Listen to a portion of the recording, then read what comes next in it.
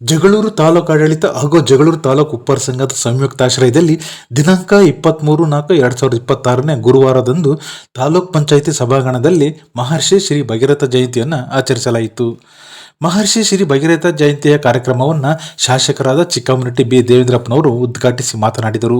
ಕಾರ್ಯಕ್ರಮದಲ್ಲಿ ತಾಲೂಕು ದಂಡಾಧಿಕಾರಿ ಸೈಯದ್ ಕಲೀಮುಲ್ಲಾ, ಕಾರ್ಯನಿರ್ವಹಣಾಧಿಕಾರಿ ಕೆಂಚಪ್ಪ, ತಾಲೂಕು ಉಪ್ಪಾರ ಸಂಘದ ಅಧ್ಯಕ್ಷರಾದ ಬಿ.ಆರ್. ರಂಗಪ್ಪ ಜಮಪುರ, ರಾಜ್ಯ ಕೆಪಿಸಿಸಿ ಎಸ್ಟಿ ಘಟಕದ ಮಾಜಿ ಅಧ್ಯಕ್ಷರಾದ ಕೆಪಿ ಪಾಲಯ್ಯ, ಎ.ಡಬ್ಲ್ಯೂ. ಶಿವಮೂರ್ತಿ, ದಾವಣಗೆರೆ ಜಿಲ್ಲಾ ಉಪ್ಪಾರ ಸಂಘದ ಉಪಾಧ್ಯಕ್ಷರಾದ ಎಂ. ಕಾಂತರಾಜ್, ನಿರ್ದೇಶಕರಾದ ಅಸ್ಕೋಡ್ ರಂಗಪ್ಪ, ತಾಲೂಕು ಉಪ್ಪಾರ ಸಂಘದ ನಿಕಟಪೂರ್ವ ಅಧ್ಯಕ್ಷರಾದ ಗುರುಸಿದ್ದಪ್ಪ ಬಂಗಾರಪ್ಪ, ಗೌರವಾಧ್ಯಕ್ಷರಾದ ಬಸವಣ್ಣಪ್ಪ, ಉಪಾಧ್ಯಕ್ಷರಾದ ನರಸಿಂಹಪ್ಪ, ಸಿ. ತಿಪ್ಪೇಸ್ವಾಮಿ, ಪ್ರಧಾನ ಕಾರ್ಯದರ್ಶಿ ಯು.ಎಂ. ಗುರುಸ್ವಾಮಿ, ಕಾರ್ಯದರ್ಶಿಗಳಾದ ಎ. ಬಂಗಾರಪ್ಪ, ಹೊಸಟ್ಟಿ ಚೌಡಪ್ಪ, ಉದ್ಘಟ್ಟ ಜಿ.ಸಿ. ಮಂಜುನಾಥ್, ಖಜಾಂಚಿ ಮಹಾಂತೇಶ್, ನಿರ್ದೇಶಕರಾದ ಟಿ. ರಂಗಪ್ಪ, ದೊಣ್ಣಳ್ಳಿ ವೆಂಕಟೇಶ್, ಉಪ್ಪಾರ ಸಮಾಜದ ಮುಖಂಡರು ಪಾಲ್ಗೊಂಡಿದ್ದರು.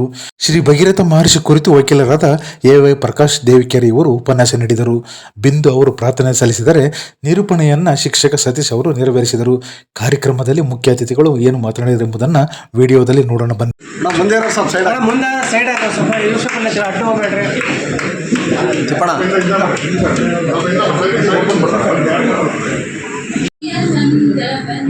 ಈ ಜೀವ ಸಂಕುಲ ಕೊರೆದವನೇ ಏನೆಂದು ವರ್ಣಿಸಲಿ ಈ ಒಂದೇ ಜನ್ಮದಲ್ಲಿ ಭಗೀರಥನೇ ದೇವಗಂಗೆಯ ದಂಡವನೇ ಈ ಜೀವ ಸಂಕುಲ ಕೊರೆದವನೇ.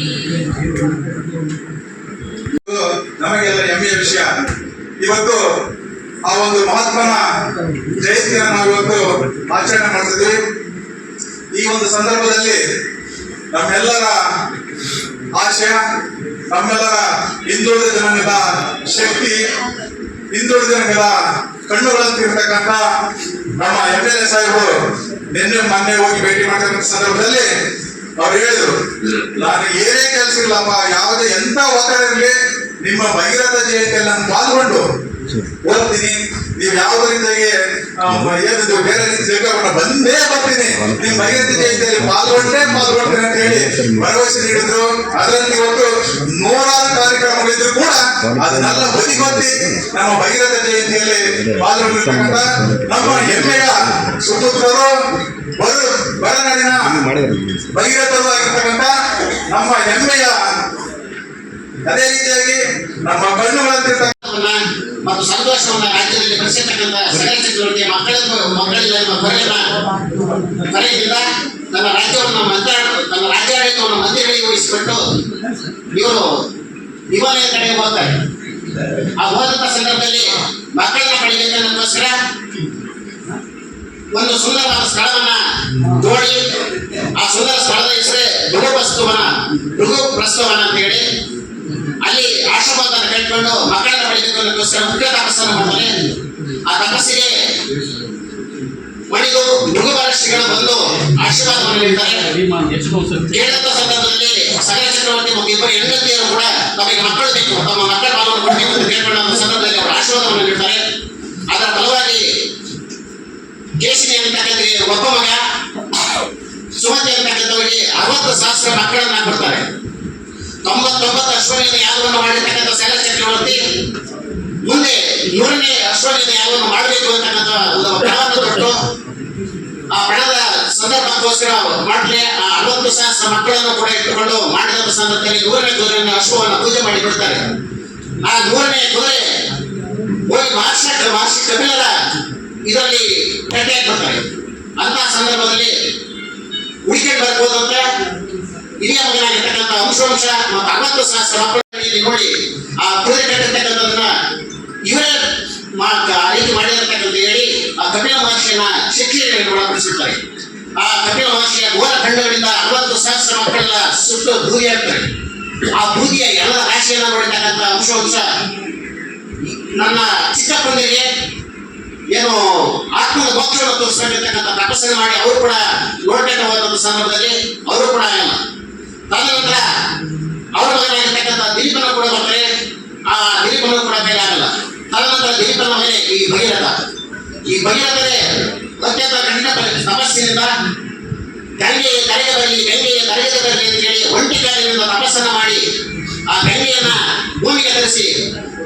ಭೂಮಿಗೆ ಸಂದರ್ಭವನ್ನು ತರಿಸುವಂತಹ ಸಂದರ್ಭದಲ್ಲಿ ಕೇಳ್ತಾರೆ, ಒಂದೇ ಸರಿಗೆ ಗಂಗೆ ನೀರು ಬಂದ್ರೆ ಕಟ್ಕೊಳ್ಳೋದಕ್ಕೆ ಆಗೋದಿಲ್ಲ, 3 ಭಾಗದಲ್ಲಿ ಬಿಡ್ತೇನೆ ಅಂತ ಒಂದು ಭಾಗವನ್ನ ತನ್ನ ಭಗೀರಥನಿಂದ ಕಳಿಸಿಕೊಟ್ಟು ಆ 60,000 ಹೆಣದ ರಾಶಿ ಮಾತೆ ಪ್ರೋಕ್ಷಣೆ ಮಾಡಿದಂಥ ಸಂದರ್ಭದಲ್ಲಿ ಗಂಗೆ ಎದುರುವಂಥ ಸಂದರ್ಭದಲ್ಲಿ ಅವರ ಆತ್ಮಕ್ಕೆ ಮೋಕ್ಷ ಸಿಗುತ್ತೆ.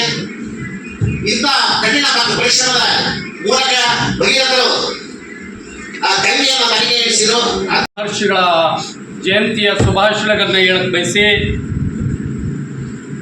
ರಾಷ್ಟ್ರೀಯ ಹಬ್ಬಗಳ ಆಚರಣಾ ಸಮಿತಿಯ ಅಧ್ಯಕ್ಷರು, ತಹಸೀಲ್ದಾರ್ ಆಗಿರ್ತಕ್ಕಂಥ ಕಲಿಮುಲ್ಲಾ ಸಾಹೇಬ್ರೆ, ಸಮಾಜದ ಅಧ್ಯಕ್ಷರು ಆತ್ಮೀಯರಾಗಿರ್ತಕ್ಕಂಥ ರಂಗಪ್ಪನವರೇ, ಹಿರಿಯರಾಗಿರ್ತಕ್ಕಂಥ ನಾಗೇಂದ್ರಪ್ಪನವರೇ, ತಾಲೂಕು ಇಒ ಅಧಿಕಾರಿಗಳಾಗಿರ್ತಕ್ಕಂಥ ಕೆಂಚಪ್ಪನವರೇ, ಹಿರಿಯರಾಗಿರ್ತಕ್ಕಂಥ ಹುಸಿದ್ದಣ್ಣವರು, ಹಿರಿಯರಾಗಿರ್ತಕ್ಕಂಥ ಬಂಗಾರಪ್ಪನವರು, ಈಗ ತಾನೇ ಆಗಮಿಸಿದಂಥ KP ಪಾಲಣ್ಣವರು, ವೇದಿಕೆ ಮೇಲಿರ್ತಕ್ಕಂಥ ಎಲ್ಲ ಸಮಾಜದ ಮುಖಂಡರು ಮತ್ತು ಸೋದರ ಸಮಾಜದ ಮುಖಂಡರುಗಳು, ಅದೇ ರೀತಿಯಾಗಿರ್ತಕ್ಕಂಥ ತಾಲೂಕಿನ ಅನುಷ್ಠಾನಾಧಿಕಾರಿಗಳೇ, ಈಗಾಗಲೇ ಇವತ್ತು 23 ಭಗೀರಥ ಜಯಂತಿಯ ಪ್ರಯುಕ್ತವಾಗಿ ಇವತ್ತು ಸರ್ಕಾರ ಎಲ್ಲ ಮಹನೀಯರ, ದಾರ್ಶನಿಕರ, ಚಿಂತಕರ, ಸರ್ವಶರಣರ ಒಂದು ಜಯಂತಿಗಳನ್ನು ಸರ್ಕಾರಿ ಜಯಂತಿಗಳಾಗಿ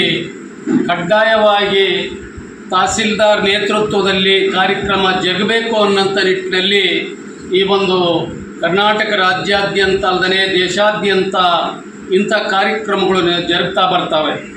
ಆದರೆ ಈ ಒಂದು ದಂಡಾಧಿಕಾರಿಗಳು, ಸಮಾಜದ ಮತ್ತು ಅಧಿಕಾರಿ ವರ್ಗ, ಸರ್ಕಾರ ಎರಡೂ ಸೇರಿ ಇವುಗಳ ಸಂಯುಕ್ತಾಶ್ರಯದಲ್ಲಿ ಅನೇಕ ಕಾರ್ಯಕ್ರಮಗಳನ್ನು ನಡೆಸ್ಕೊಂಡು ಬಂದಿರೋದು ತಮಗೆಲ್ಲ ಗೊತ್ತೇ ಇದೆ. ಆದರೆ ಇತ್ತೀಚಿನ ದಿನ ಸಮಾಜದ ಒಂದು ಸಮಿತಿಗಳು ಇದಕ್ಕೆ ಭಾಗವಹಿಸದೇ ಇರೋ ಕಾರಣಕ್ಕೋಸ್ಕರ ಅವರು ಅನಿವಾರ್ಯಕ್ಕಲ್ಲ, ಅವರ ಜವಾಬ್ದಾರಿಯನ್ನು ಅರಿತಂಥ ಸರ್ಕಾರದ ಒಂದು ಕಾರ್ಯಕ್ರಮವನ್ನು ದಂಡಾಧಿಕಾರಿಗಳ ನೇತೃತ್ವದಲ್ಲಿ ನಡೆಸ್ಕೊಂಡು ಬರ್ತಾ ಇದ್ದೀವಿ. ಆದರೆ ಇವತ್ತು ನಿನ್ನೆ ನಮಗೆ ಕರೆಯುವಂಥ ಸಂದರ್ಭದಲ್ಲಿ ಮುಂದೊಂದು ದಿನ ನಾವು ದೊಡ್ಡ ಪ್ರಮಾಣದಲ್ಲಿ ಇದನ್ನು ಜಿಲ್ಲಾ ಮಟ್ಟಕ್ಕಿಂತಲೂ ಹೆಚ್ಚಾಗಿರ್ತಕ್ಕಂಥ ಕಾರ್ಯಕ್ರಮವನ್ನು ಸಮಾಜದ ಬಂಧುಗಳು ಮತ್ತು ಸರ್ವ ಸಮಾಜದ ಬಂಧುಗಳನ್ನು ಕರೆಸಿ ವಿಚಾರವನ್ನು ತಿಳ್ಕೊಂಡರಂಥ ಮತ್ತು ಮಠಮಾನ್ಯದ ಮಠಾಧೀಶರನ್ನು ಮತ್ತು ರಾಜಕಾರಣಿಗಳನ್ನು ಕರೆಸಿ ದೊಡ್ಡದಾದ ಕಾರ್ಯಕ್ರಮವನ್ನು ಮಾಡ್ಕೊಳ್ತೀವಿ. ಕೇವಲ 23ನೇ ತಾರೀಕು ಪೂಜೆ ಮಾಡ್ತೀವಿ ಅನ್ನೋಂಥ ವಿಚಾರವನ್ನು ಅಧ್ಯಕ್ಷರು ಮತ್ತು ಸಮಿತಿಯವರು ಕೇಳಿಕೊಂಡಾಗ ಆಯಿತು, ಅದೇ ಕಾರ್ಯಕ್ರಮವನ್ನು ಕೇವಲ ಒಂದು ಭಾವಚಿತ್ರ ಇಟ್ಟು ಮಾಡೋದಕ್ಕಿಂತ ಸಮಾಜದ ಮುಖಂಡರನ್ನು ಕರೆದು ಒಂದು ಅರ್ಧ ಗಂಟೆ ಕಾರ್ಯಕ್ರಮವಾದರೂ ನೀವು ಮಾಡಬೇಕು ಅಂತ ಹೇಳಿದಾಗ ತುಂಬ ಸುಂದರವಾಗಿ ಕಾರ್ಯಕ್ರಮ ಆಯೋಜನೆ ಮಾಡಿದ್ರಿ. ನಮಗೆ ಭಾಳ ಸಂತೋಷ ಆಗ್ತದೆ. ಹಾಗಾಗಿ ಬರ್ರಿ ಆ ಕಡೆ, ನೀನು ಬರಪ್ಪ ಕೂಡ ಈ ಕಡೆ ಬರ್ರಿ ಕೂತ್ಕೊಳ್ಳಿ. ಆ ಕಾರಣಕ್ಕೋಸ್ಕರ ಇವತ್ತು ಎಲ್ಲ ಸತ್ಸಂಪ್ರದಾಯದಂತೆ ಈ ಕಾರ್ಯಕ್ರಮ ಆಯೋಜನೆ ಮಾಡಿದ್ದೀವಿ. ಭಾಳ ವಿಶೇಷವಾಗಿ ಇವತ್ತು ಭಗೀರಥರ ಒಂದು ಮೊದಲು ನಾವು ಕೊಡೋದು, ನೀನು ಹೆಂಗೆ ಮಾಡಿದಪ್ಪ ಅಂತ ಹೇಳಿದರೆ ನಾವು ಹೇಳ್ತೀವಿ, ಎಲ್ಲೇನೋ ಆಗದು ಎಂದು ಕೈಲಾಗದು ಎಂದು ಕೈಕಟ್ಟಿ ಕುಳಿತರೆ ಆಗದು ಕೆಲಸ ಅನ್ನೋಂಥ ಒಂದು ರಾಜ್ಕುಮಾರ್ನ ಚಿತ್ರದಲ್ಲಿ ನಾವು ಕೇಳ್ಪಟ್ಟಿದ್ವಿ. ಆದರೆ ಕೊನೆಗೆ ನಮ್ಮ ಕಣ್ಣು ಮುಂದೆ ಬರೋದು ಏನಪ್ಪ ಅಂದರೆ, ಕೊನೆಯದು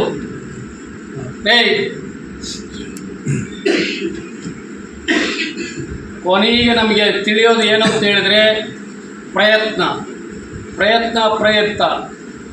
ಎಗೇನ್ ಆ್ಯಂಡ್ ಎಗೇನ್ ಮರಳಿ ಪ್ರಯತ್ನವನ್ನು ಮಾಡು, ನೀನು ಗುರಿಯನ್ನು ಮುಟ್ತೀವಿ. ಆಡು ಭಾಷೆಯಲ್ಲಿ ಮಾವಿನಕಾಯಿ ಹೊಡಿಬೇಕಾದ್ರೆ ಹೇಳ್ತೀವಿ, 10 ಕಲ್ಲು ಹೊಡೆದ್ರೆ 1 ಕಲ್ಲು ತಗಲ್ತು ಅಂತ ಹೇಳ್ತೀವಿ. ಇವೆಲ್ಲ ನಮ್ಮ ದಿನನಿತ್ಯ ಜೀವನದಲ್ಲಿ ಬರ್ತಕ್ಕಂಥ ಘಟನಾವಳಿಗಳು. ಆದರೆ ಅದೆಲ್ಲದಕ್ಕಿಂತ ಹೆಚ್ಚಾಗಿ ಹೇಳೋಂಥದ್ದು ಇನ್ನೊಂದು ಪ್ರಯತ್ನ ಇದೆ. ಆ ಪ್ರಯತ್ನ ಯಾವುದು ಅಂತ ಹೇಳಿದರೆ ಭಗೀರಥ ಪ್ರಯತ್ನ ಮಾಡಿ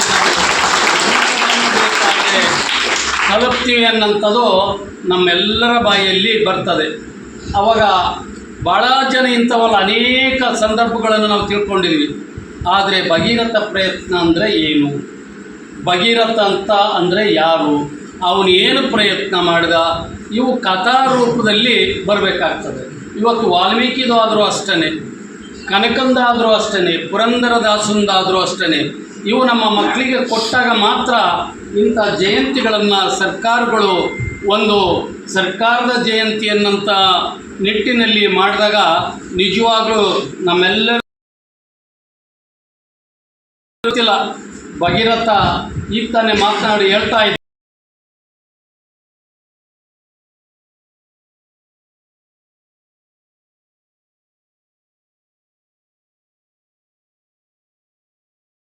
ಏನು ಮಾಡ್ದ, ಅವನು ಅಶ್ವಮೇಧ ಯಾಗವನ್ನು ಮಾಡ್ತಾರೆ.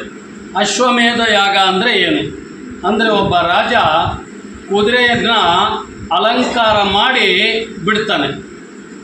ಆ ಅಲಂಕಾರ ಕುದುರೆಯನ್ನು ಪಕ್ಕದ ರಾಜ ಅವನು ಅದನ್ನು ಕಟ್ಟಿ ಹಾಕಿದರೆ ವೀಳೆ ಹಿಡಿದಂಗೆ, ನೀನು ಬಂದು ಇಬ್ಬರು ನಾವು ಯುದ್ಧ ಮಾಡೋಣ, ನಿನ್ನ ಕುದುರೆಯನ್ನು ಯಾಕೆ ಕಟ್ಟಿ ಹಾಕಿದ್ದಾರೆ ಅಂತ ಹೇಳಿದರೆ, ಹಿಂದೆ ಹೋಗಿರ್ತಕ್ಕಂಥ ಆ ಭಟರು ಸೈನಿಕರು ಇರ್ತಾರಲ್ಲ, ಇಂಥವರು ಕುದುರೆಯನ್ನು ಕಟ್ಟಿದ್ದಾರೆ, ನಮ್ಮ ರಣವೀಳಿಯನ್ನು ಸ್ವೀಕರಿಸಿದ್ದಾರೆ, ಅವರ ಮೇಲೆ ಯುದ್ಧವನ್ನು ಮಾಡಿ ಆ ಕುದುರೆಯನ್ನು ಬಿಡಿಸ್ಕೊಂಡು ಗೆದ್ದರೆ ರಾಜ್ಯ, ಸೋತರೆ ಸತ್ತರೆ ವೀರ ಸ್ವರ್ಗ ಅನ್ನೋ ರೀತಿಯಲ್ಲಿ ಹೋರಾಟವನ್ನು ಮಾಡಿ ಅವರು ಆ ಯುದ್ಧಕ್ಕೆ ರಹಣಕಳೆಯನ್ನು ಸ್ವೀಕರಿಸಿ ಯುದ್ಧ ಮಾಡ್ತಾರೆ.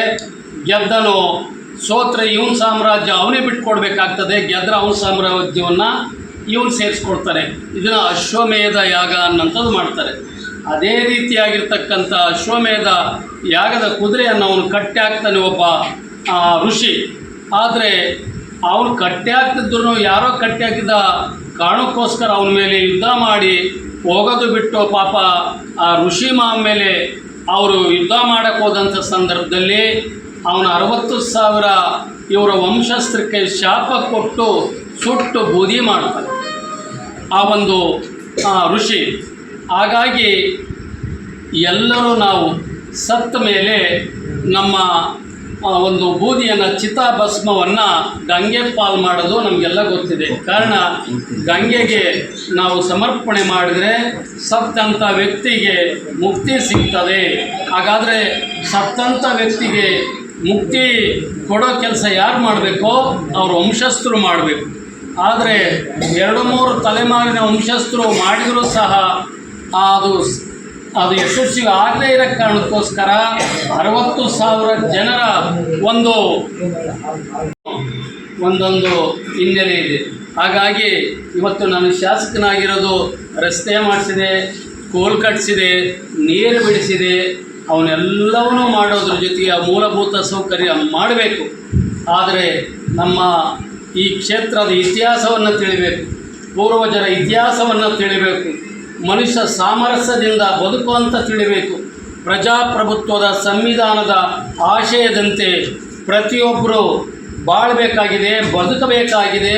ಹೇಗೆ ಪರಸ್ಪರ ಅಣ್ಣ ತಮ್ಮಗಳಾಗಿ ಬದುಕಬೇಕಾಗಿದೆ, ಅದು ನಮ್ಮ ಮೂಲ ಉದ್ದೇಶ. ಹಾಗಾಗಿ ಇವತ್ತು ನಾನು ಹಗಲು ರಾತ್ರಿ ಅಂದರೆ ಇತಿಹಾಸ ಎಲ್ಲೆಲ್ಲಿ ಸಿಗ್ತದಲ್ಲಿ ತಿಳ್ಕೊಳ್ಳೋದ್ರ ಜೊತೆಗೆ ಇಂಥ ವೇದಿಕೆಯಲ್ಲಿ ತಿಳಿಸೋವಂಥ ಕೆಲಸ, ಆ ಸೌಭಾಗ್ಯ ನನಗೆ ಕ್ಷೇತ್ರದ ಜನ ಕೊಟ್ಟಿರೋದು ನನ್ನ 7 ಜನ್ಮದ ಪುಣ್ಯದ ಫಲ ಅಂತ ಹೇಳಕ್ಕೆ ಬಯಸಿ ಇವತ್ತು ಅನೇಕ ಮದುವೆಗಳಿದ್ದಾವೆ. ನಾನು ಅಂಬೇಡ್ಕರ್ ಎಂತೆಂತ ಸಂದೇಶ ಕೊಟ್ಟಿದ್ದಾರೆ ಅಂತ ಗೊತ್ತಿಲ್ಲ, ಬಸವಣ್ಣ ಎಂತ ಸಂದೇಶ ಕೊಟ್ಟಿರೋ ಗೊತ್ತಿಲ್ಲ, ಬುದ್ಧ ಗೊತ್ತಿಲ್ಲ.